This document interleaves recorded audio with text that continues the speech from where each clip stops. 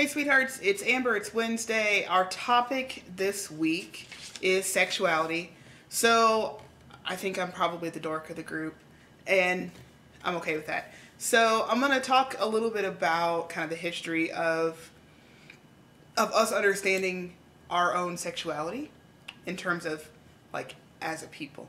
So I think an important person for us to start with, and many people may not start with him per se, but I'm going to because I think for this community specifically, he's a very important person. Magnus Hirschfeld, he was a researcher and writer and actor in Europe in the late 1800s, very early 1900s. He was someone who really advocated for the LGBT community. He was one of the first people to really actively advocate, at least in the modern era, to really actively advocate for the decriminalization of homosexual behavior. So he actually made a movie to try and get it out, to try and get that taken out of the German Penal Code. Hirschfeld is also one of the people who is credited with coining the term transvestite. You probably can find a few other people who say it's someone else, but he is the person that I've generally heard who is the one who coined the term. And he coined it meaning anything that we would put underneath the trans umbrella today would be what Hirschfeld called a transvestite. And that's actually the word that he he created for it. So the person I want to spend the most amount of time talking about is Alfred Kinsey. So a lot of people know about Kinsey, but I want to do a little bit. I wrote some stuff down and drew a really snazzy chart to talk about Alfred Kinsey. So I'll kind of lead you through what I wrote and we'll go from there. So Alfred Kinsey is one of the most influential researchers around sex and sexuality. He was born in 1894, died in 1956. He founded the Institute for Sex Research at Indiana University in Bloomington. It's now called something like the Kinsey Institute for Sex, Gender, and Reproduction, something like that.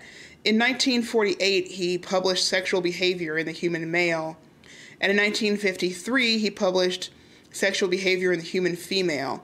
And I was looking to find out how many people he interviewed, and I couldn't find a good number for the men, but for the women, I did find that he interviewed nearly 6,000 women to try and come up with his hypotheses around it. What he found was that male and female sexuality was not as different as a lot of people wanted to make it out to be. And he created the scale that you see here. So he first said, you know, that he would put sexuality into 7 basic categories. So 0 would be 100% hetero, as I've put it here. So 100% straight, someone who has 0 incidents of homosexuality at all, no attraction, anything like that. On the other end, at 6, it would be someone who is 100% homosexual. And Kinsey really believed that there were very few people who fell into the category of 100% straight or 100% gay. He really believed that the majority of us are fluid in some way. I don't know that he used the term fluid, but that's kind of the term that I used when drawing this up to explain 1 through 5. It's really the fluid zone. It's all of those people who are in between. So 1 is incidental homosexuality. So I put percentages on it and say that might be someone who says they're 80% straight, 20% gay. 2 would be somebody who is slightly more than incidental, but still not enough where they may still call themselves straight. I think 0, 1, and 2 are ones where you may find people who may be in those categories and would still identify themselves as straight. I think of some people that I know who on the Kinsey scale, if they were numbering themselves, would probably say that they're a 2, but they still would call themselves straight. So 3 would be your textbook bisexual, someone who really is 50-50, that, you know, the body of the person is not as much a concern as other things. They're willing to kind of go with whatever is there. 4 is someone who is slightly more homosexual than heterosexual. 5 is someone who is almost exclusively homosexual. And then 6, again, is 100%. So Kinsey really said he felt like most people fell into the 1 through 5 category, and I would tend to agree. And I wanted to talk about Kinsey because I think especially in watching Emily's video, she was talking about how she feels like people in the Sweethearts group sometimes are lambasted or bullied, or have folks talk pretty bad about them for still identifying as a lesbian. And I think my struggle in all of this conversation around sexuality and how we identify ourselves is the term that we choose doesn't necessarily mean that that is who we are with. So I have friends who identify as straight, who have dated, I have female friends who identified as straight who have dated women. And it doesn't make them any less straight. In the same way that someone who is dating within our community who is dating a trans man, just because they still call themselves a lesbian does not negate the fact that they still identify as a lesbian. And that this person they are with may be the exception for them in terms of being with men as opposed to the rule.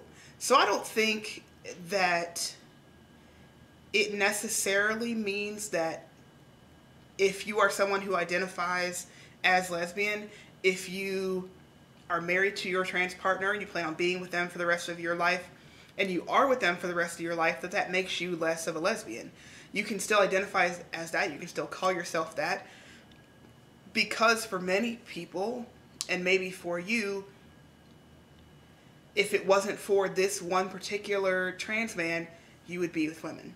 In terms of me and my sexuality, when I first came out, and I did not come out until I was 26, I initially identified as bisexual because I didn't feel comfortable or didn't feel like the terms pan or fluid really fit me.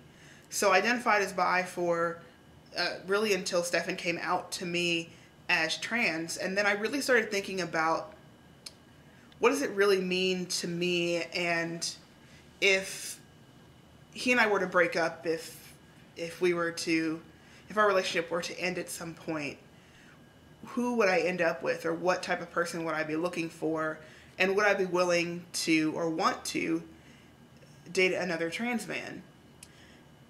And that really led me to think about what I now say when people ask me what my sexuality is, which is queer, because I think for me it leaves it a little more open, because I still am not super comfortable with the terms pan and fluid, and I'm just not. So queer is the word that I have kind of taken to work for me.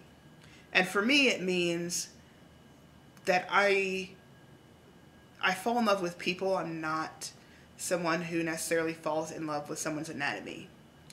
So I guess that would make me pan, technically speaking. And I think Stefan, he identifies as a part of the community from the trans aspect, but I think if I were to ask him, and I meant to ask him before this video, that he would probably say that he's mostly straight. So on a Kinsey scale way, he's probably a 1 or a 2, whereas on the Kinsey scale for me, I'm more of a 4 or a 5. So I'm definitely not 50-50. I think I'm definitely slightly more gay than I am straight. But I would challenge everyone who watches this to think about kind of where you are on that scale, because I'm a firm believer that for almost anyone, and I think this fits with Kinsey's research, I really think for almost anyone, if it's the right person, there could be a romantic and sexual connection with someone, even if they are outside of how you would normally identify yourself in terms of sexuality. Because I think anyone in the right situation with the right person, that can happen. And it doesn't mean that, like I said before, it doesn't make anyone less straight or less gay. I have thinking of a friend of mine who identifies as gay, but about once every couple years, he will hook up with a woman, and it doesn't make him any less gay. It's just that's what his sexuality is, that he is mostly gay. So I encourage everyone to, if you don't know a lot about Hirschfeld or Masters and Johnson or Kinsey or Sigmund Freud or Kellogg, to learn about some of the history of research around sex, because it's really pretty interesting. So I hope everybody has a great week. If you're in the Midwest, enjoy the heat wave with me. Otherwise, we'll see everybody next week. Peace.